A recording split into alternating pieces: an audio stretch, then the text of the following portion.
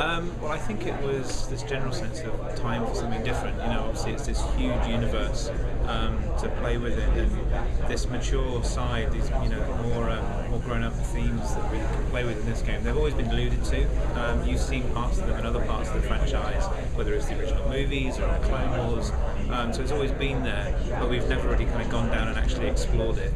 And it just felt like the right type of departure for a video game as well, because we've had games about being a Jedi, with lots of over-the-top force powers and things like that, and we really wanted to make something a bit more grounded and more relatable. So having a hero who's limited by the human range of ability, but who gets to do awesome things because of all his bounty hunter gadgets and gear and all that kind of stuff, it's something that felt like a good shift to make, I think.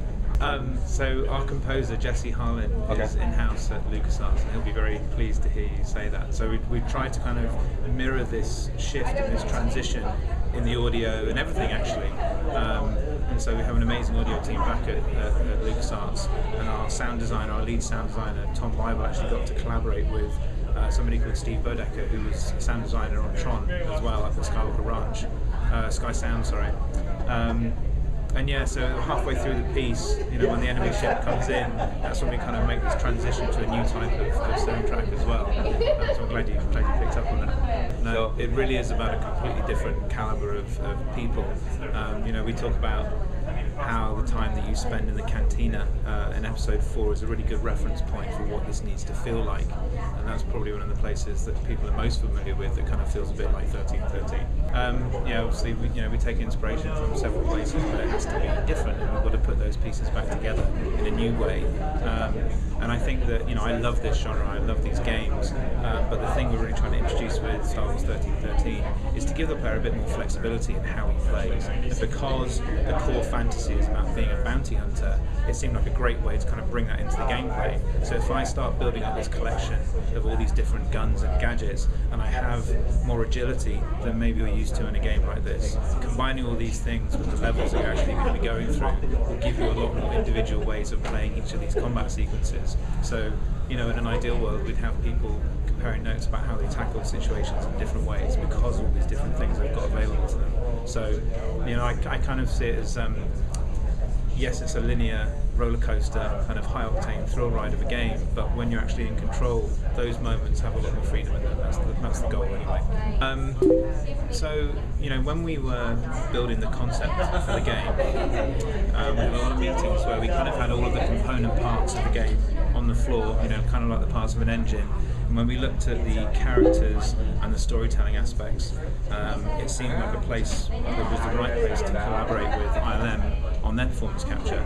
And so we had some great meetings with people like Mike Kopos, who was in that video, and I think he was in there as well doing the presentation. And he rolled off the Avengers, having just done the Hulk's performance capture in that. And it's, they said that they could bring this kind of all-in-one complete performance capture and get it working in game. And I was like, wow, we've got to try and get that in there, because having convincing and compelling characters in a game like this is so important. To really make the player believe that, and you need to see that performance on your character's face as well. And so that was kind of the beginning of it. We started trying to get it working bit by bit. We did some tests, and the results went really well. And then it's just been kind of knocking out all the technical hurdles one by one to get it working in real time. Because obviously we can't. The interesting thing with a lot of the stuff that the ILM guys have been working on the team is that obviously their world runs a lot more slowly and more laboriously than we can run in games. And so getting a lot of that technology working at 30 frames a second has been quite a challenge. And I think Kim did some napkin calculations that a frame of Avengers would take 1,000,000 times longer to render than what we have to play with here. So it's kind of impressive to have all of that same stuff working at the same time in game, around you while you're playing. Sure. But it's well worth the effort. This version of the game is definitely going to be more along that linear path.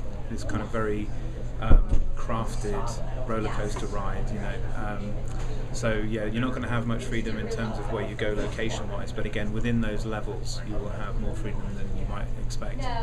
That's a great question. There's one that we've got up and running in the demo right now, which is this kind of concussion shockwave weapon, which lets you kind of knock people out of cover, affect the environment, and a lot of the gadgets that we have are kind of designed to play around with the core mechanics. So there's a pretty accepted way of how some of the cover mechanics work in games like this, and so what we try and do with the gadgets is actually try and introduce gameplay effects that let you play around with those and break those rules, and have a bit more fun with it.